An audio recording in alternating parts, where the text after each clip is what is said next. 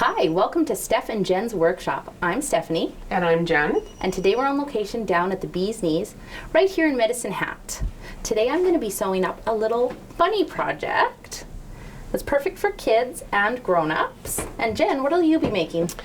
Today we'll be working with essential oils, and we will be making a facial scrub as well as a foot soak or a bath soak. Stay tuned.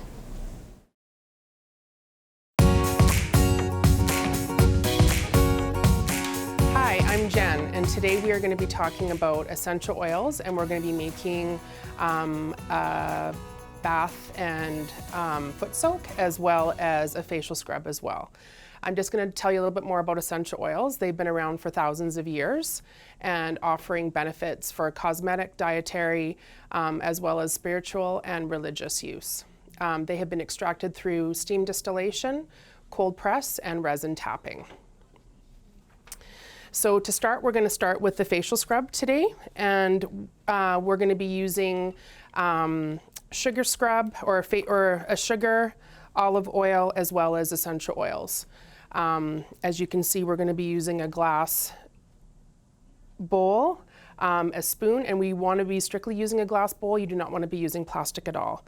And we're also going to be putting them in these cute little jars too. Okay, so to start, we're going to be using a cup of organic raw sugar, because this is going to be going on your face, so you want to have it something nice going onto your skin. A half a cup of organic olive oil.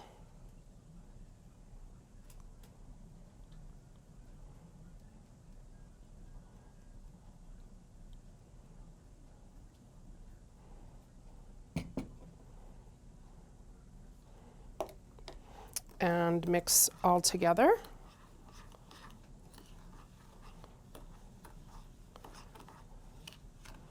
I'll be putting this recipe actually too on the Bee's Knees Facebook page, so don't feel like you have to worry about writing everything all down right now.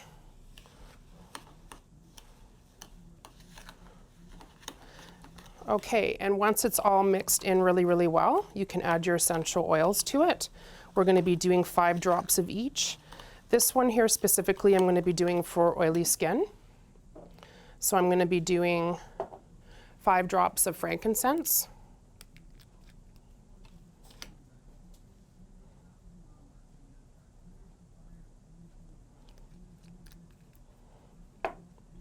Five drops of carrot seed.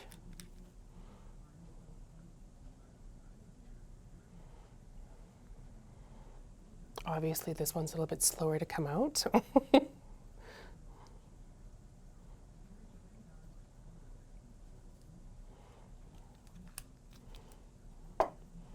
And 5 drops of tea tree oil.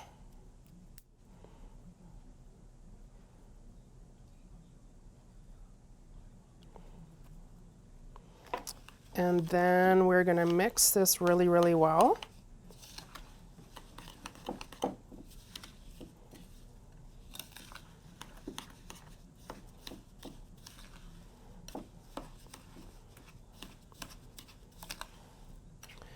And you are then going to place it in a glass jar. Please do not use plastic, because essential oils are very strong and they can actually deteriorate and eat plastic. So please just use a glass jar with a lid. Great for gifts, like for birthday presents, Christmas. Also great if you wanted to have take-home gifts, like say for like a bridal shower or stagette, that kind of a thing. I think it would be a great way to be giving that away as well. I will also be posting the different recipes for dry skin, normal skin as well on our Bee's Knees Facebook page. So after a short break here, we will be now making a foot soak as well as a bath soak as well.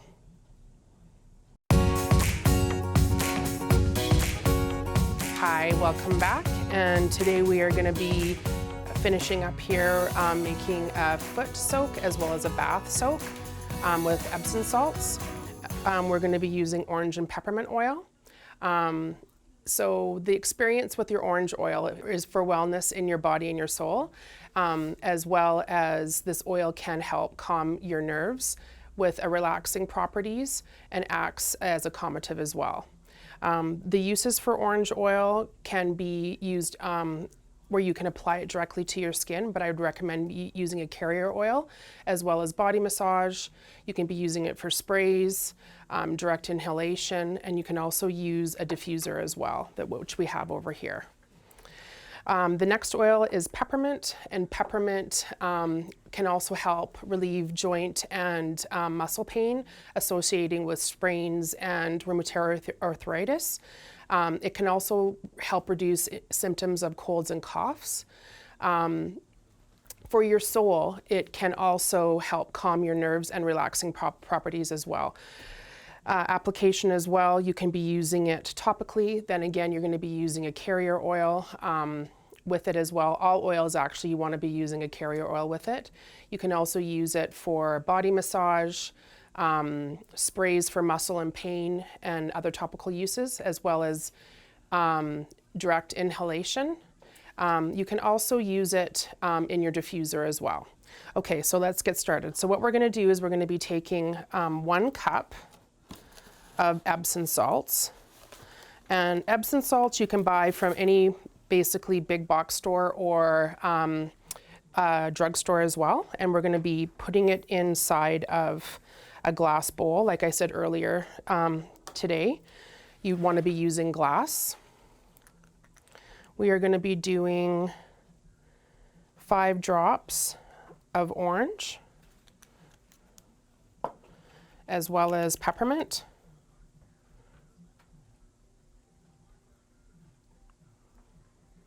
Oh, added an extra one there of the peppermint. Wanted to also give you a little tip. When you are putting essential oils into your bath, please, please, please do not be putting them directly in your bath. You always, always want to be using Epsom salts.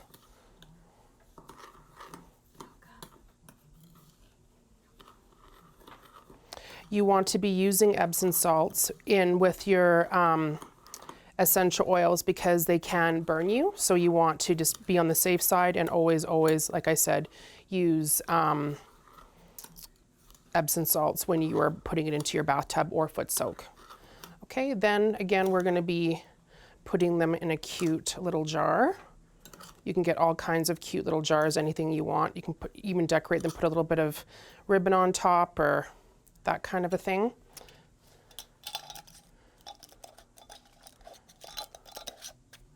And there you have it. So that is for your bath soak or foot soak and is awesome for a gift to give away as well. And stay tuned next for the tip of the day. Hi, welcome back to the Steph and Jen workshop. Today I have a little bit of trivia for you. How many lemons does it take to make this 15 ml bottle of essential oil? It's pretty small, maybe 2? How about 75? No way. Seriously, 75. Pretty wild, hey? Well, I'm pretty new to essential oils, and I heard you mention that we would need to use a carrier oil. What is a carrier oil? So a carrier oil is something that encapsulates the oil so it's not going directly on your skin. So it can be anything from like grapeseed oil, V6, coconut oil, almond oil. Just something that you're not going to be putting directly on the skin. And why are you using it? Just because essential oils are so powerful, you want to make sure that some people have skin sensitivities, and especially with children, you want to make sure that you're being safe. Safety is very important, and safety is first. Now, you also mentioned when we were doing the make and take with the Epsom salts, why would you need an Epsom salt? Then again, you don't want to be putting the oil directly into your tub or foot soak because you will be burning yourself again. So you want to be using an Epsom salt to basically have the oils encapsulated in as well, just so that it's not going to be burning your skin when you're popping your feet into the tub or foot soak, that kind of a thing, or your body. Yeah. So The tip of the month for lemon is basically the duct tape of all essential oils. It can be used to remove grease, oil stains, gum, loosen screws, sticky residue, and also take off bugs off your car grill, which is kind of grody, but it actually does work. You want to use tea tree oil and lemon to clean chrome on your wheels and also your car battery. How much would you be using of something like this to do some of those projects? Just depends. I would just say use as needed, a few drops to start, and then just keep adding. Perfect. Yeah, thank you. Welcome back. I'm Steph, and this is Veda, my little helper today, and we're going to be making a little bunny. We've done this project a few times down at the Bee's Knees in little workshops. It's simple enough for a kid, but you can advance it and add a few details if you're an experienced sewer and you want to make it a little more complicated, right, Veda? Yeah. So there's a few options. We have a pattern here where you can do everything from scratch, including the eyes, nose, mouth. We suggest for the nose and the mouth that you use felt. It appliques a little bit nicer than just a plain cotton. And we also have the kits that have the faces already on. This is perfect for a beginner. It takes the most complicated parts out, but they still get to feel that they've been involved in the whole process. So let's get started here. Veda, would you mind cutting out a few of these pieces? Yeah. Ears, legs. Now, what kind of scissors are you using? Paper scissors. Paper scissors. So we have two different kinds of scissors, fabric scissors and paper scissors. Doesn't matter at home which one you use, but if you have a mom or grandma that sews, do not use their sewing scissors on the paper. It dulls them. You can set it down while you're cutting. Might make it a little easier.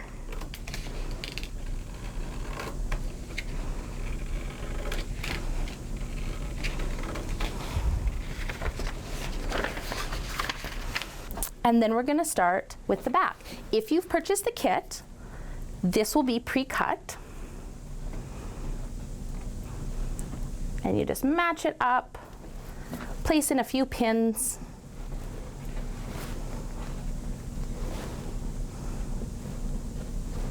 Just to hold it steady, and then cut that out.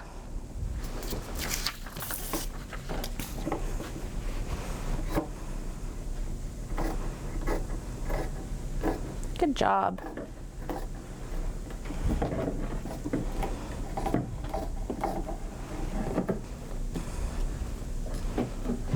Good job. Now we have a little rule here when we have workshops. It's fun for the kids that we take all the garbage and we throw it on the floor. And at the end of the day, we sweep up everything. So our next thing is if you have done the eyes and nose from scratch, you would hand stitch them on. And since that's already done for us, if you want to go a little bit further and do some embellishing, we're going to add a few little eyelashes. So what you would use is a larger needle with embroidery floss. And then come through near the eye and just do a couple quick straight stitches.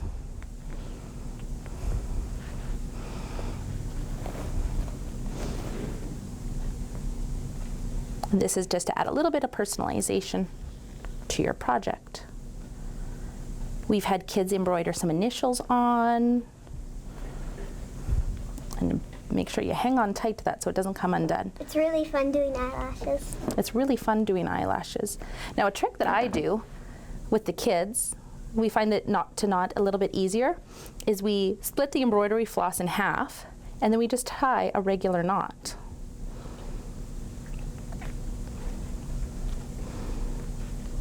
Right, Veda? Is that a little easier than using it with the needle? If it's so easy, you show me how to do it.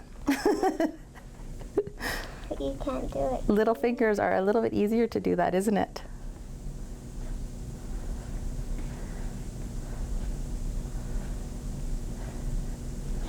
Perfect. Now, if you have a machine, you might want to sew all the little pieces, the arms and legs and ears together on the machine.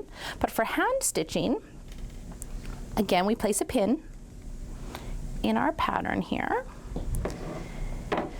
A needle, I've pre-threaded this one, but I haven't tied it yet. So what I do for kids is I always do double. And at the end, I spin it around a couple times to make the knot double or a triple knot. And it ties the two strings together. That way their needle won't come off or come loose. We sew everything inside out so it hides all the messy stuff on the inside. And Veda, can you do a couple hand stitches there to show us what it's like? Mm-hmm.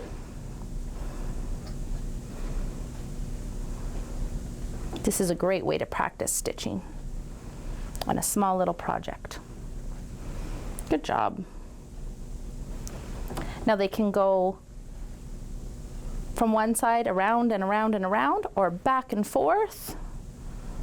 And the nice part of this is it doesn't use very much fabric. So if they make a mistake, you can cut another one up and do a little more practice. Practice makes perfect, right, Veda? Yeah. Okay, after the break, we're gonna do a little bit on the machine here, and we'll be close to be finishing our project. Veda and I are back, and we're gonna do a little bit of stitching on the sewing machine now. So what you'll wanna do before you start sewing on the machine is make sure that you pinned your stuff. This will help it from sliding around. So we've cut a different fabric for the interior of the ear. This guy doesn't have it, so this is just an extra step to personalize your bunny. Place the pin. I don't overdo it, just one is enough on something like this.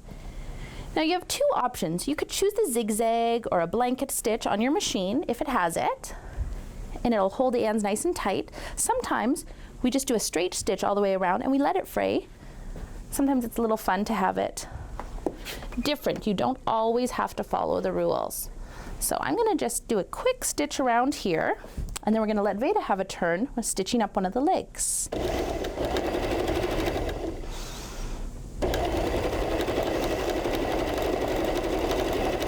When you get to the end of the ear, you'll wanna lift your presser foot to make that sharp turn.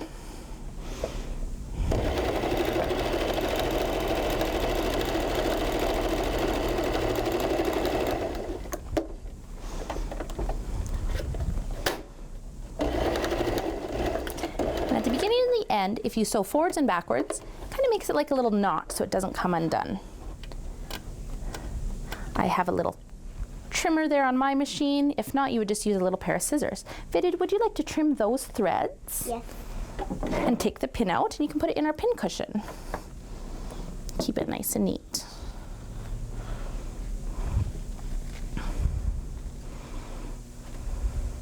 Perfect, thank you.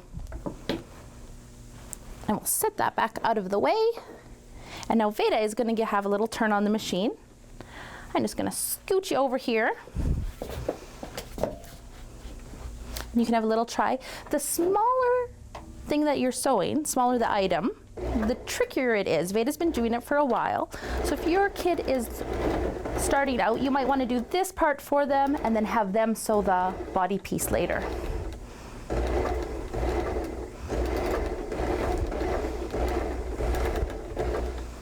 A little bit backwards, a little bit forwards, makes it a knot. Perfect. And I'll grab that pin out for you. And you're gonna cut it on there. Good job. Now you're gonna flip it right side out. There's a hole on. Oh, did you get a little close to the edge? That's no problem. We can just flip it back and sew it again. So what you'll see is on the other side, it did have a little slip. So we're just gonna quickly restitch that. Stuff like this happens all the time. It's better to catch it now than later.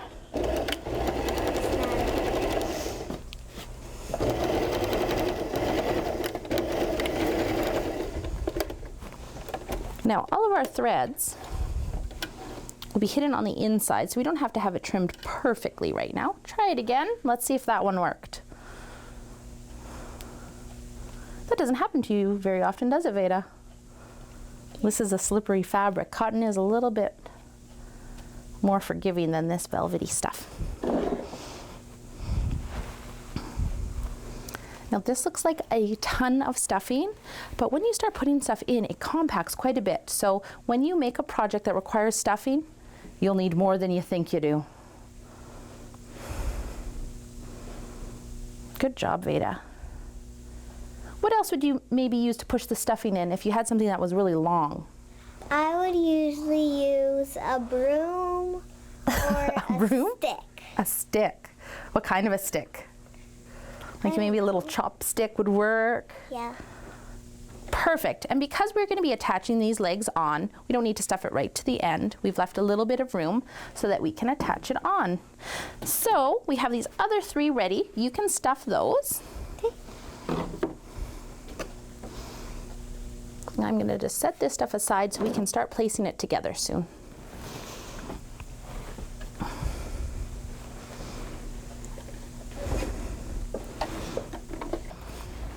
So our next step is placing the bunny together. So we want to see how it's going to look like when it's done. And then we're going to fold everything to the inside and let it overhang just a little bit so that when we sew, it catches it. We put the back on like a sandwich.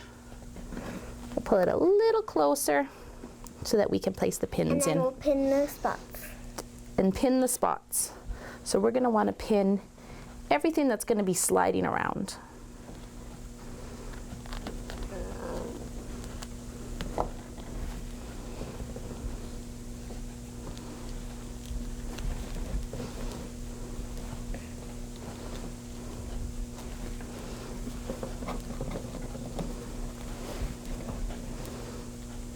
We've lost an arm. Stick it back in. Now this part, a lot of the kids get worried, don't they? They think, this doesn't look right, I don't like it. But And you then when have it's to. all done, they'll love it. They'll love it? Okay, so what I've done is I've left the bottom completely open. I didn't pin that, and we haven't attached the bottom legs, because that's where we're gonna stuff our little bunny. So we're just gonna take a little loop around here on the machine.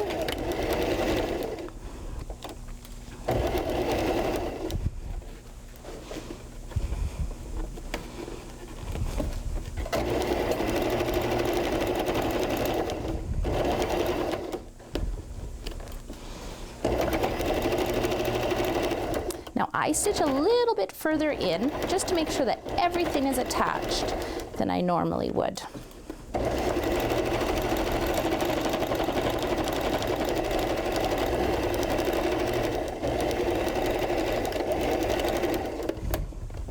Now my piece wiggled just a little bit, so I'm just going to trim that up.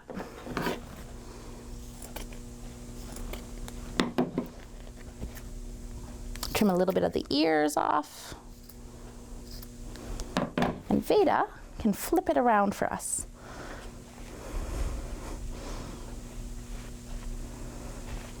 Don't pull the ears too hard. They might come off, hey? We sewed them pretty good. They probably won't.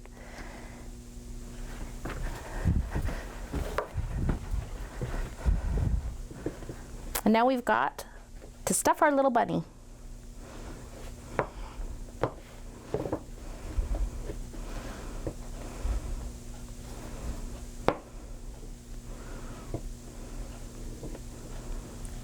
Again, you're going to need a lot more stuffing than you think you do.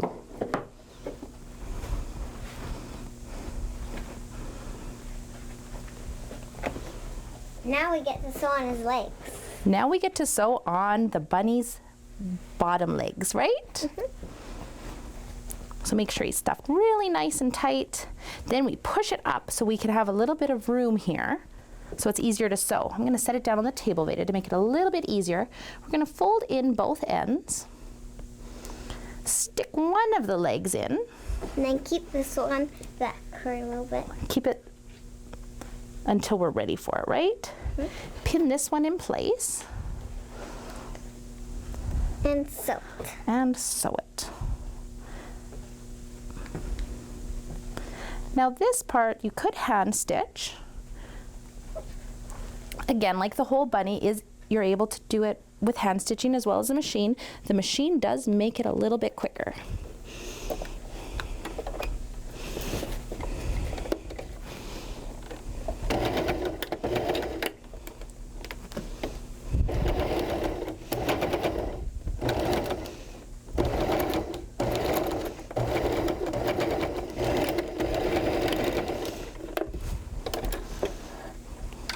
So we've got one on, just one more to go. There. I'll give you a pen. Here you go. Thank you. Now this leg is looking a little longer than that one, which sometimes adds to the character of your bunny, but if you'd like to, sometimes being part of the sewer is you get to learn to unpick a lot, don't you? Mm-hmm. And then redo it.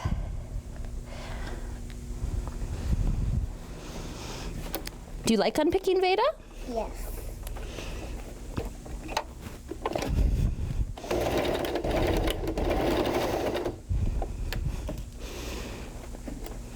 And just make sure everything's lined up when you're sewing, and keep your fingers away from the needle.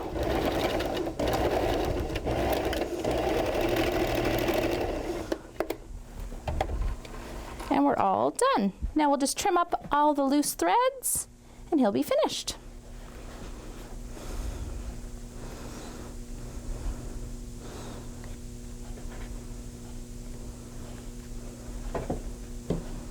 Flip them over. And here's a little bit more garbage.